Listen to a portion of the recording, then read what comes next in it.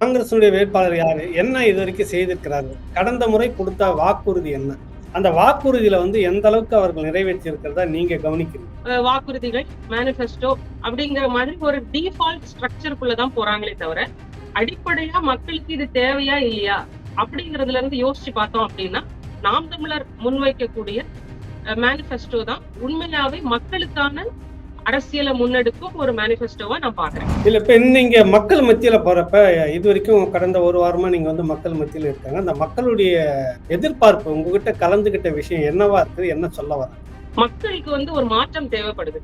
ஏன்னா கன்னியாகுமரி ம். மாவட்டத்தை பொறுத்தளவுல நான் முதல்லே சொன்ன மாதிரி இயற்கை வளங்கள் சூழ்ந்த ஒரு மாவட்டம். அதுல இப்ப குறிப்பா கனிம வள கொள்ளை பகல் கொள்ள மாதிரி நடந்துட்டு இருக்கு. சில இடங்கள் நட்டாளம் மாதிரியான இடங்கள் அஹ், அஹ், ரொம்ப குளிரா இருக்கிற ஒரு இடம் கூட இப்போ அதிக வெப்பம் நிலையாயிடுச்சு அந்த இடங்கள். இன்னொன்னு அரசியல்வாதிகள், அரசு அதிகாரிகள் எல்லாருக்குமே இதுல ஒரு பங்கு இருக்கு. தலைமை ஒருங்கிணைப்பாளர் சீமான் இந்த களத்துக்கு மக்களோட போராட்ட களத்துல இருந்திருக்கிறார் அப்படின்னு சொல்லியிருக்கீங்க.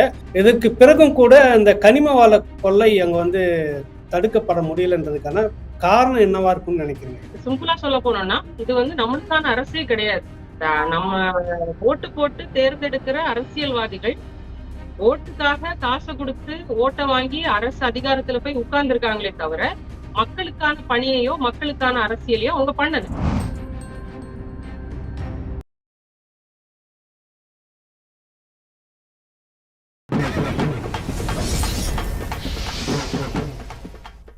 ராவணா பார்வையாளர்கள், தமிழ் உறவுகள் மற்றும் ராவணா நல விரும்பிகளுக்கு வணக்கம்.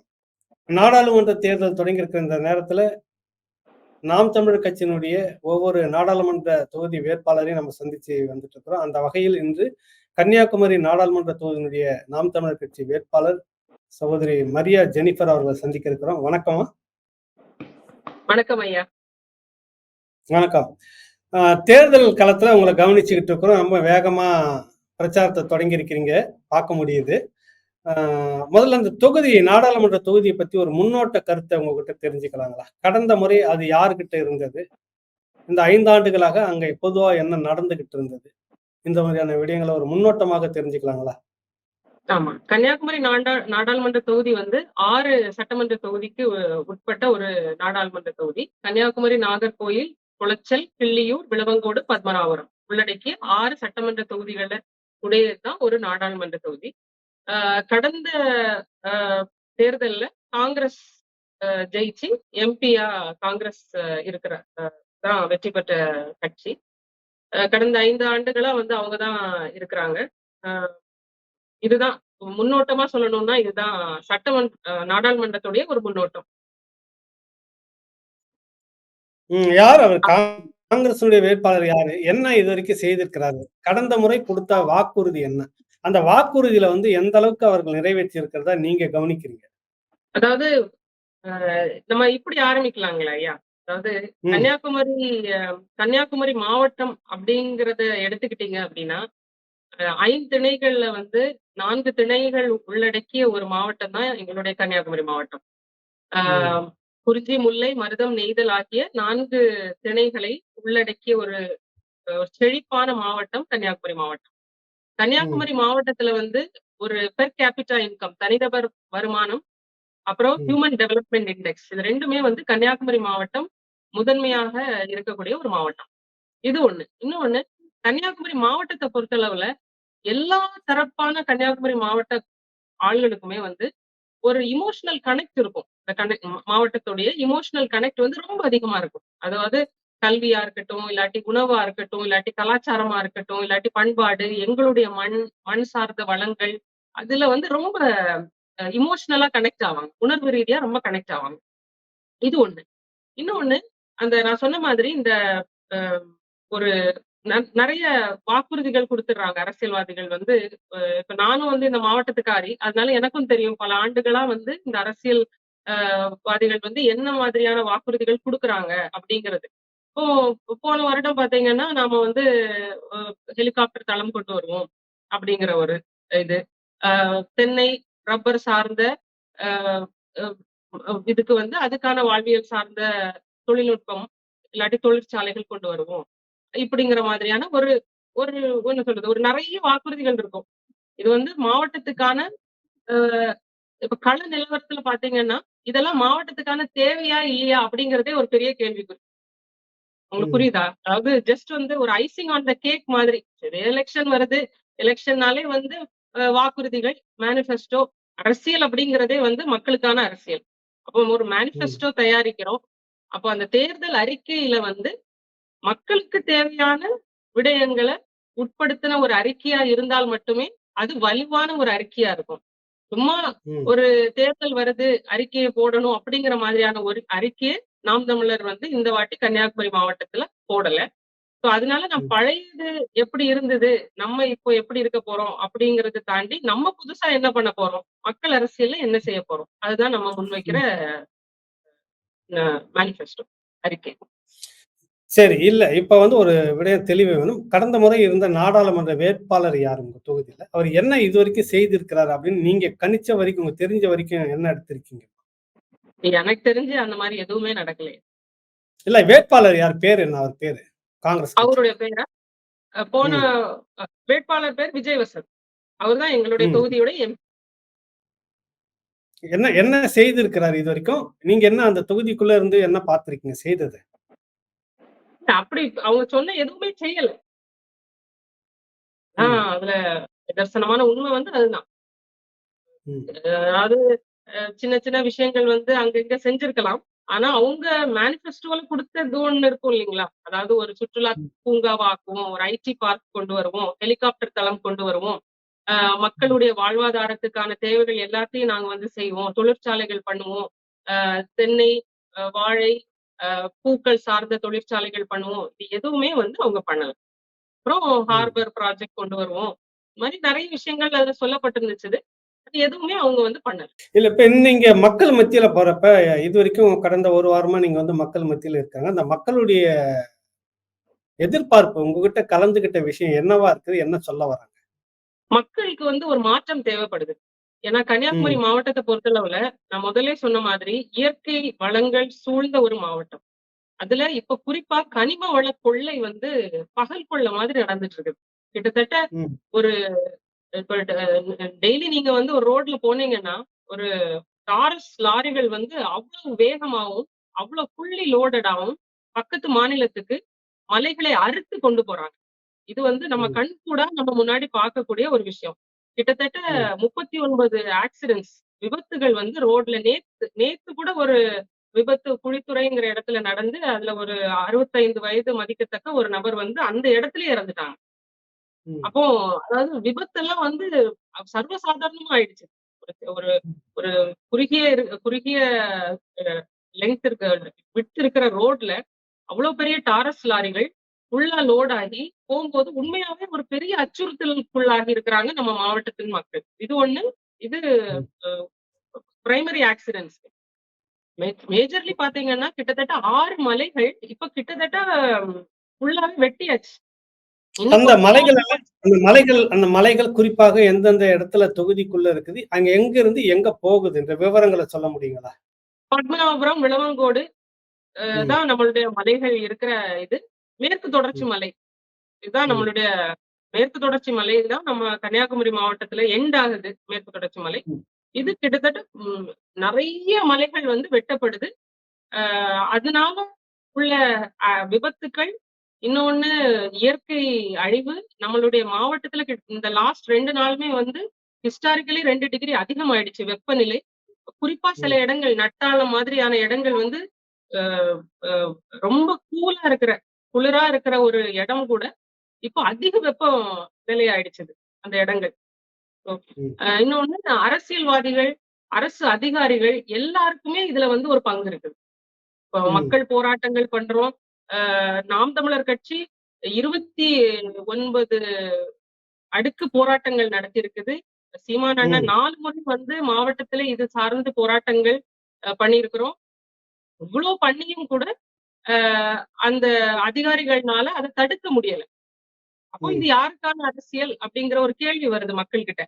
அண்ட் இதனால ஒரு பெரிய என்ன சொல்றது? பொல்யூஷன் ரொம்ப ஜாஸ்தியா இருக்குது. இந்த ஏரியால ம். பார்த்தீங்கன்னா, பொல்யூஷன் ரொம்ப ஜாஸ்தியா இருக்குது. குவாலிட்டி ஆஃப் ஏர் ரொம்ப பேடா இருக்குது. மக்களுக்கு வந்து அதனால ஹெல்த் இஷ்யூஸ் நெறைய வருது. லங் டிசீசஸ், ரெஸ்பிரேட்டரி டிசீசஸ், சுவாச கோளாறுகள் இது எல்லாமே அந்த ஏரியால நெறைய இருக்குது மக்கள் கிட்ட. அதனால பெருவாரியா மக்கள் வந்து இந்த கனிம வள கொள்ளைக்கு மிகப்பெரிய எதிர்ப்பு தந்திருக்காங்க. தெரிவிச்சுட்டு இருக்காங்க. அது நம்ம முன்வைக்கிற அரசியல், நம்ம களத்துல நின்னு போராடுறோம் அவங்களுக்காக. அது மக்கள் வந்து அங்கீகரிக்கிறாங்க. எந்த ஒரு கட்சியுமே பண்ணாத ஒரு விஷயத்த, எந்த சார்பு நிலையும் இல்லாம, எந்த ஒரு சுயநல நோக்கமும் இல்லாம, மக்களுக்காக நம்ம நின்னு போராடுறோம் அப்படிங்கிறது மக்கள் வந்து ரொம்பவே அங்கீகரிக்கிறாங்க. அத நாங்க களத்துல உணர்றோம். அது தாண்டி மத்த விஷயங்கள் இருக்குது. அதாவது ஒரு தற்சார்பு பொருளாதாரத்த பத்தி நம்ம பேசுறோம். இதெல்லாம் வந்து ம். எப்படி சாத்தியப்படும்? எப்படி எங்களுக்கான வாழ்க்கையில வந்து எங்களுக்கு இது எப்படி யூஸ் ஆகும்? அப்படிங்கிறது மக்கள் வந்து ஆர்வமா கேட்டுக்கிறாங்க. அப்போ ம். அப்போ வந்து என்னன்னா ஒரு புரிந்துணர்வு வருது. இப்ப இருக்கிற ஒரு நிலைமையில இருந்து நம்ம வந்து பெட்டர் ஆயிருவோம் அப்படிங்கிற ஒரு நம்பிக்கை வருது அவங்க கிட்ட. இப்ப ம். இதெல்லாம் நம்ம ம். வந்து பார்க்கிறோம் கண்கூடா. நம்ம கள பணிகளுக்கு போம்போது. இப்ப நீங்க பேசும்போது சொன்னீங்க, 29 முறை மிக பெரும் போராட்டத்த வந்து முன்னெடுத்திருக்கோம். தவிர நாம் தமிழர் கட்சியினுடைய தலைமை ஒருங்கிணைப்பாளர் சீமான் இந்த களத்துக்கு வந்து மக்களோடு போராட்ட களத்துல இருந்திருக்கிறார் அப்படின்னு சொல்லியிருக்கீங்க. இதற்கு பிறகும் கூட இந்த கனிம வள கொள்ளை அங்க வந்து தடுக்கப்பட முடியலன்றதுக்கான காரணம் என்னவா இருக்கும்னு நினைக்கிறீங்க? இது சிம்பிள் தான ஐயா. இது கிரானிக் கேபிட்டலிசம். சிம்பிளா சொல்ல போனோம்னா, இது வந்து நம்மளுக்கான அரசே கிடையாது. நம்ம ஓட்டு போட்டு தேர்ந்தெடுக்கிற அரசியல்வாதிகள், ஓட்டுக்காக காச குடுத்து ஓட்ட வாங்கி அரசு அதிகாரத்துல போய் உட்கார்ந்திருக்காங்களே தவிர, மக்களுக்கான பணியையோ, மக்களுக்கான அரசியலையோ அவங்க பண்ணல. அவங்க பண்றது வியாபாரம். அப்போ அந்த வியாபாரத்துல அவங்களுக்கு யாரு ஆதாயம் குடுக்குறாங்களோ, அவங்களுக்கு விசுவாசமா இருக்கிறாங்க. இப்ப இது வந்து ஒரு அ அதான் நம்ம சொல்ற மாதிரி ஆங்கிலத்துல சொல்ற மாதிரி கிரானிக் கேபிட்டலிஸ்டிக்கான ஒரு அப்ரோச் தான். அவங்களுக்கு சாதகமான வேலைகளை அரசும், அரசு இயந்திரங்களும் செயல்படுது. போராட்டங்கள் இவ்வளவு தொடர் போராட்டங்கள் பண்ணி, ஆர்ப்பாட்டங்கள் பண்ணியும், அ நாம் தமிழர் உறவுகள் நெறைய மேல வந்து கேஸ் இருக்குது. அவ்ளோ இருந்தும், இத வந்து தடுக்க முடியல. எந்த இடத்துலயும் ஒரு பஞ்சாயத்துல தடுத்திருக்கலாம், இல்ல ஒரு கலெக்டர் தடுத்திருக்கலாம், இல்ல ஒரு எம்எல்ஏ தடுத்திருக்கலாம், ஒரு எம்பி தடுத்திருக்கலாம். ஏ இப்போ இந்த டிஸ்ட்ரிக்ட் லெவல் அதிகார அ வ அ இதுல எவ்வளவோ இடத்துல அத தடுத்திருக்கலாம். அப்படி இருந்தும் இது தடுக்கல. டெய்லி போயிட்டு தான் இருக்கு அப்படின்னா, இது யாருக்கான அதிகாரம்? இந்த அதிகாரம் யாருக்காக செயல்படுது? அவ்வளவுதான் கேள்வி. சரி, இப்ப ஒருவேளை நாம் தமிழர் கட்சி சார்பாக மக்கள் அங்கீகாரம் உங்களுக்கு கிடைக்கிற மாதிரி வந்தா, நீங்க உங்களால தடுத்து நிறுத்த முடியுங்களா? உத்தரவாதம் தர முடியுங்களா? அதத்தானே நம்ம சொல்லிட்டு இருக்கிறோம். ஒரு ம். பஞ்சாயத்து தலைவரே தடுத்து நிறுத்துற இடத்துல, ஒரு எம்பியால தடுத்து நிறுத்த முடியாதா? அப்ப ஏன்னா, ம். இதுல வந்து சுய ஆதாயம் எடுக்கிறனால தான் இவங்க தடுத்து நிறுத்த மாட்றாங்க. நம்ம வந்து எடுக்க போறது வந்து ஒரு தூய அரசியல். எந்த ஒரு உள்நோக்கமும், எந்த ஒரு என்ன சொல்றது? சுய லாபமும் இல்லாத ஒரு தூய அரசியல் எடுக்கிறோம். நம்ம இயற்கைய பாதுகாக்கிறோம். மக்கள் நலனுக்காக பாடுபடுறோம். அப்ப இத நம்ம ம். முதல்ல தடுத்து நிறுத்தணும். கன்னியாகுமரி ம். மாவட்டத்த பொறுத்தளவுல நீங்க ஃபர்ஸ்ட்டே ஆரம்பிச்சீங்க இல்லையா? மேனிஃபெஸ்டோன்னு சொல்லிட்டு. மேனிஃபெஸ்டோ வளர்ச்சி திட்டங்களுக்கு போறதுக்கு முன்னாடி, இந்த அழிவு திட்டங்கள் இருக்கிற அழிவு திட்டங்கள நிறுத்தினாலே பாதிக்கு மேல இருக்கிற விடயங்கள் வந்து சரியாயிடும். ம். இப்ப நடந்துகிட்டு இருக்கிறத தடுத்து நிறுத்தினாலே, மாவட்டம் வந்து ஓரளவுக்கு கரெக்ட்டான நிலைமையில வந்துரும். அதுக்கப்புறம் நம்ம வந்து வளர்ச்சி திட்டங்கள், அதுக்கான பணிகள், அதுக்கான திட்டமிடல் எல்லாமே வந்து பண்ணலாம். சிறப்பா பண்ணலாம். சரி, இப்போ ஒரு ஒரு தொகுதி சட்டமன்றத்திலயும் என்ன பிரதான பிரச்சனைகளா இருக்கு? உங்க மக்கள் உங்ககிட்ட இதுவரைக்கும் குடுத்திருக்கிற கோரிக்கைகள் அல்லது நீங்க சந்திச்ச பிரச்சனைகள், செய்யாமல் விட்ட வேலைகள் இந்த 5 ஆண்டு காலத்துல. ஒரு ஒரு தொகுதி வாரியா உங்களால சொல்ல முடியுங்களா? குறிப்பு இருக்குங்களா? அதாவது கன்னியாகுமரி ஃபர்ஸ்ட் வந்து நம்ம முதல்ல கன்னியாகுமரி தொகுதியில இருந்து ஆரம்பிக்கலாம். கன்னியாகுமரி தொகுதிய எடுத்துக்கிட்டீங்க அப்படின்னா, ஆ மேஜர்லி வந்து மீனவ கிராமங்கள் தான். அப்போ மீன்பிடி ம். தொழில் அப்படிங்கிறது ஒரு பிரதான தொழில் அந்த இடத்துல. இப்ப அங்க வந்து முக்கியமான பிரச்சனை என்ன அப்படின்னா, இப்போ சின்னமுட்டம், கன்னியாகுமரி, கோவளம். இங்க வந்து நமக்கு தங்கு தொழில் கிடையாது. தங்கு தொழில் அப்படின்னா, ஒருத்தங்க வந்து இப்போ ஒரு டீசல் போட்டு போய், அங்க ஒரு 15, 20 நாள் தங்கி, மீன் பிடிச்சு வந்து விக்கிறது. இப்போ உங்களுக்கு வந்து அது லாபமான ஒரு தொழிலா இருக்குது. ஆனா, இப்ப இந்த 3 இடங்கள்லயும் தங்கு தொழில் அப்படிங்கிற இந்த இத வந்து தடை போட்டு வச்சிருக்கிறாங்க. மத்த இடங்கள்ல இந்த தங்கு தொழில் இருக்குது. கொஞ்சம் போனா திருநெல்வேலி மாவட்டத்துல இருக்குது. அந்த சைடு ஆஃப் கன்னியாகுமரி மாவட்டத்திலயும் இருக்குது. இன்னும் 3 இடத்துலயும் தங்கு தொழில் கிடையாது. அதனால அது மிகப்பெரிய பாதிப்புக்குள்ளாக்குறாங்க. இது ஒண்ணு. இன்னொன்னு டீசல் மானியங்கள். பக்கத்துல இருக்கிற ஒரு அ மாநிலத்துல அ போட்டுக்கு போறவங்களுக்கு டீசல் மானியம் வழங்கப்படுது. நம்ம அ மா இந்த தொகுதிக்குட்பட்ட மாவட்டத்துல இருக்கிற போட்டுகளுக்கு வந்து மானியம் இல்ல. மானியம் இருக்குது. ஆனா அது ரொம்ப என்ன சொல்றது? ஒரு ரொம்ப கடிஞ்சது மாதிரி இருக்குன்னு வச்சுக்கோங்களேன். அந்த அளவுக்கு தான் இருக்குது. ரொம்ப குறைவா இருக்குது. அ ஒரு கேரளாவுல 1000 வந்து குடுக்குறாங்க. தமிழ்நாட்டுல குடுக்கலன்னு சொல்ல வர்றீங்க. இல்ல கேரளாவுல கர்நாடகால கர்நாடகாவுல இருக்குது. குடுக்குறாங்க. கர்நாடகால. இப்ப தமிழ்ல உங்களுக்கு வந்து ஒரு சராசரி ஒரு மாதத்துக்கு வந்து 2,50,000 லிட்டர் டீசல் போட்டு போற இடத்துல, வெறும் ஒரு ம். 1,500 லிட்டருக்கு வந்து நான் வந்து மானியம் குடுக்குறேன்.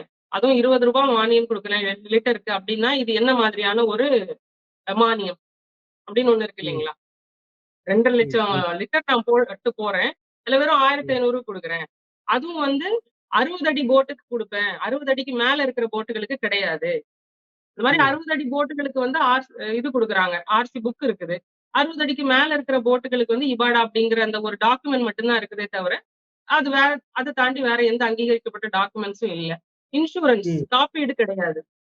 போட்டுகளுக்கு. இப்ப கிட்டத்தட்ட நீங்க ரூ. 1,00,00,000 வரைக்கும் நீங்க ஒரு போட் வச்சீங்க அப்படின்னா, அதுக்கு ஒரு காப்பீட்டு திட்டம் வந்து அரசு காப்பீட்டு திட்டம் எதுவுமே இல்ல.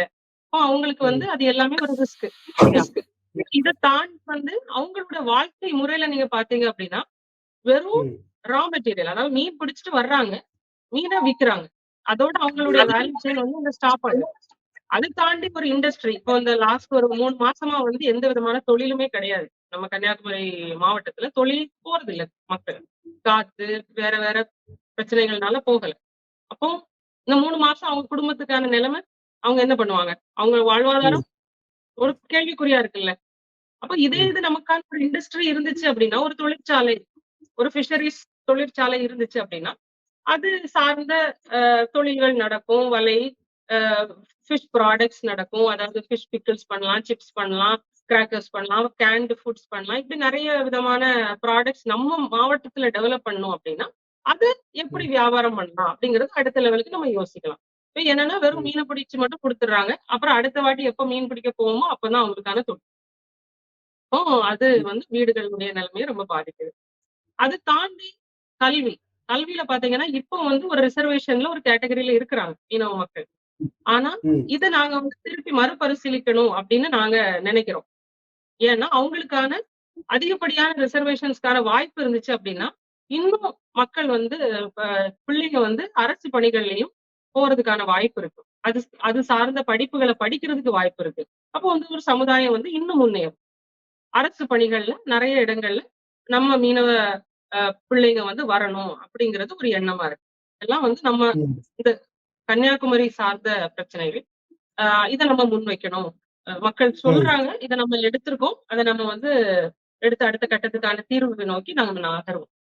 அத தாண்டி வந்து இப்போ நாகர்கோயிலுக்குள்ள என்ன பிரச்சனை? நாகர்கோயில்.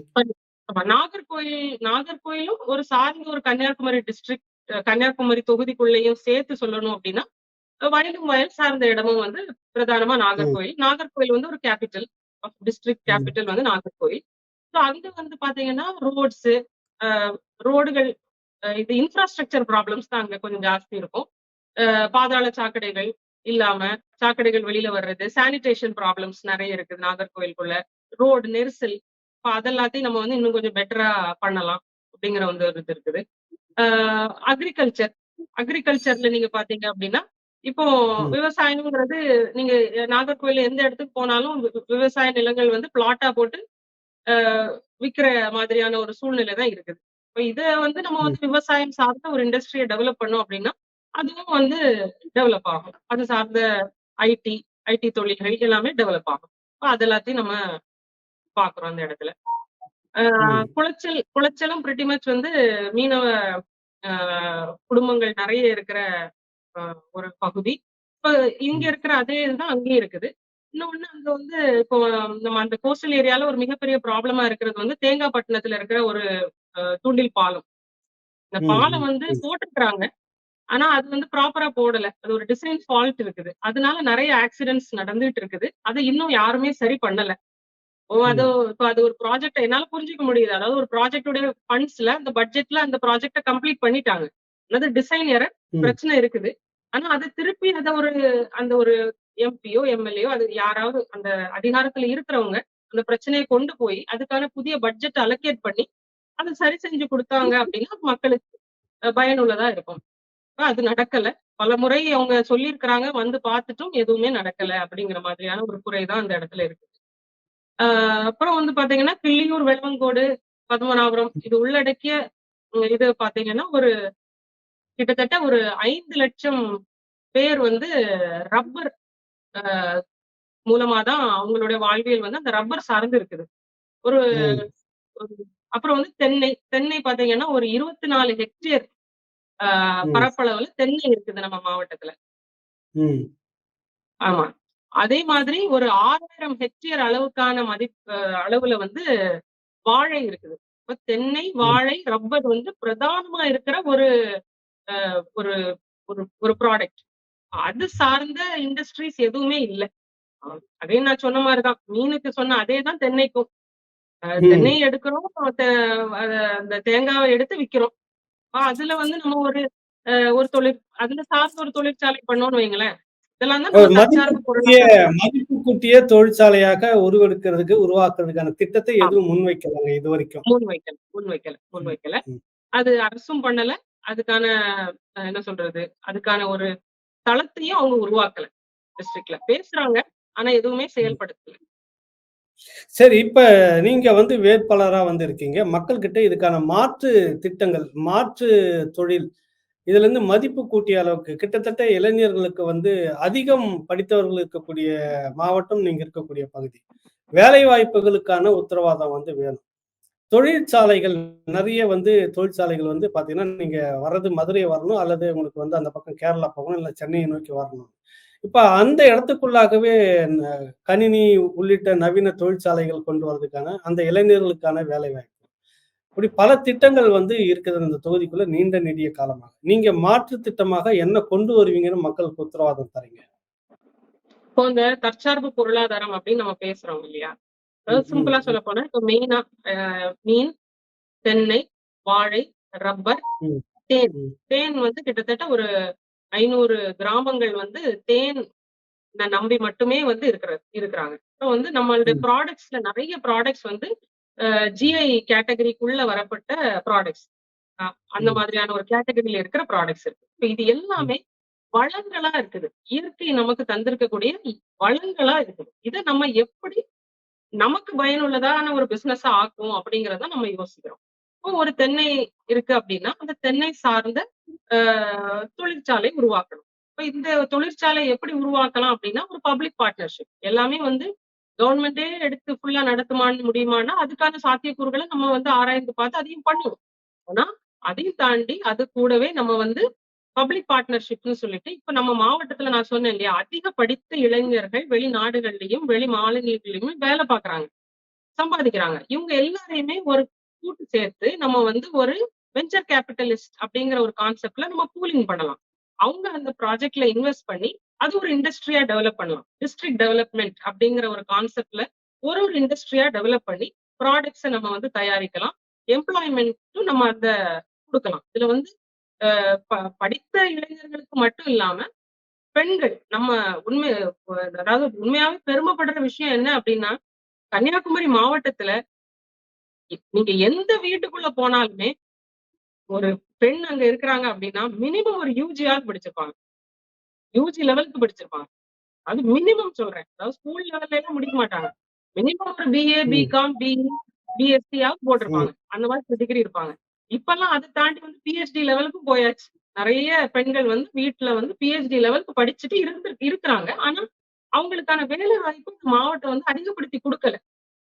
வேலைக்கு போறாங்க. ஆனா அதிகமான வேலைகள் இல்ல. அதனால வீட்ல சும்மாவே இருக்கிறாங்க. இப்ப இவங்க எல்லாருமே வந்து டேலண்ட்ஸ். இந்த டேலண்ட்ஸ நம்ம எப்படி யூஸ் பண்றோம் அப்படிங்கிறதுக்கு இந்த மாவட்டத்துல அதுக்கான வாய்ப்ப ஏற்படுத்தி குடுக்குறோம். இப்ப இந்த இண்டஸ்ட்ரீஸ் டெவலப் ஆச்சுது அப்படின்னா, இப்ப ஐடின்னு எடுத்துக்கிட்டீங்கன்னா, இந்த துறை இருக்குது. இந்த துறையில வந்து இப்ப அக்ரிகல்ச்சர்ல நம்ம இதே இண்டஸ்ட்ரிய டெவலப் பண்றோம் அப்படின்னா, இப்போ ஒரு டேட்டா மைனிங் பண்ணலாம். டேட்டா மாடலிங் பண்ணலாம்.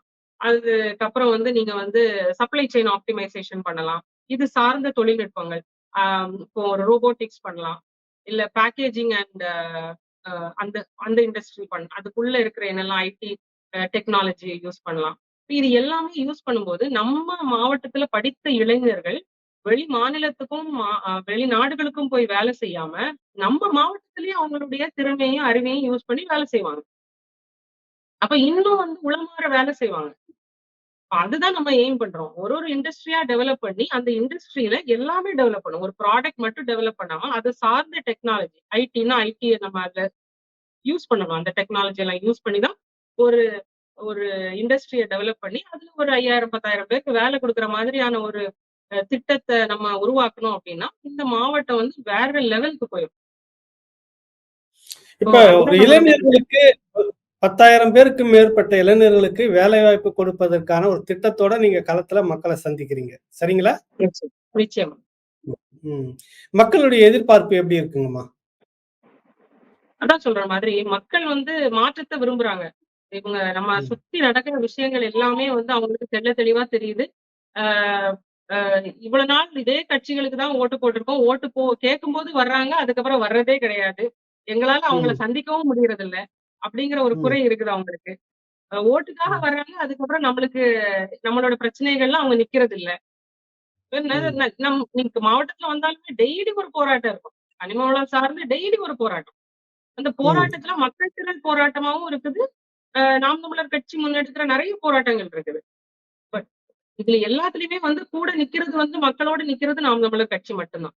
வேற எந்த கட்சிகளுமே வந்து அத பாக்குறதில்ல. இதுவரைக்குமாக அந்த நாடாளுமன்ற தொகுதிக்குள்ள நடந்த பல்வேறு போராட்டங்கள் கடந்த 5 ஆண்டுகளாக, அந்த தொகுதியினுடைய வேட்பாளர், தேர்ந்தெடுக்கப்பட்ட மக்கள் பிரதிநிதி, நாடாளுமன்ற உறுப்பினர் வசந்த் அவர்கள் இதுவரைக்கும் எங்கேயாவது ஒரு இடத்துல மக்களோடு நின்று போராட்டத்தில் பங்கெடுத்திருக்கிறார்களா? எனக்கு தெரியலங்கய்யா. ம். எனக்கு தெரிஞ்சு அப்படி எதுவும் இல்ல. அந்த மாரி எதுவும் இல்ல. அப்போ ஏங்க சரி. அவங்க அவங்க வந்து நான் என்ன கேட்கிறேன்னா, ஆட்சியும் அதிகாரமும் அவங்க கிட்ட இருக்குது. அப்ப அவங்க ம். போராடணும்னு அவசியம் கிடையாது. சட்டத்த ம். நிறைவேற்றினாலே போதுமே. ஒரு சட்டத்த இயற்றி இந்த விஷயத்த வந்து தடுத்தா போதுமே. அப்ப நாங்க ஏன் வந்து ம். போராட போறோம்? சரி. ஏன்னா இப்ப நம்ம நீங்க வந்து போராடணும். மக்களுக்கு நீங்க இறுதியா சொல்லக்கூடிய உங்க தொகுதி மக்களுக்கு நீங்கள் இறுதியாக சொல்லக்கூடிய என்ன சொல்ல வர்றீங்க? என்ன நீங்க நான் வந்தால் என்ன அப்படின்ற ஒரு கேள்வி இருக்குல்ல மக்களுக்கு. அத நீங்க என்ன சொல்ல ஆமா. வர்றீங்க? நம்ம நம்ம வந்தால் என்னன்னா, அ இருக்கிற இடத்த வெள்ள அடிச்சுட்டு இருக்கிறதுக்காக நம்ம வரல. இடிக்கிறோம். இடிச்சு புதுசா கட்டுறோம். அதுதான் நமக்கான அரசியல் கட்டமைப்பு. அடிப்படை மாற்றம், அரசியல் மாற்றம். இதுதான் நம்ம முன்வைக்கிற அரசியல் நிலைப்பாடு இப்போ. ஏன்னா அந்த அளவுக்கு நாசகார திட்டங்கள் வந்து பல வருடங்களா வந்து செயல்பட்டுக்கிட்டு இருக்குது. இத வந்து முதல்ல தடுக்கணும். அதாவது ஒரு டாஸ்மாக் பொருளாதாரமா இருந்தாலும் சரிதான்.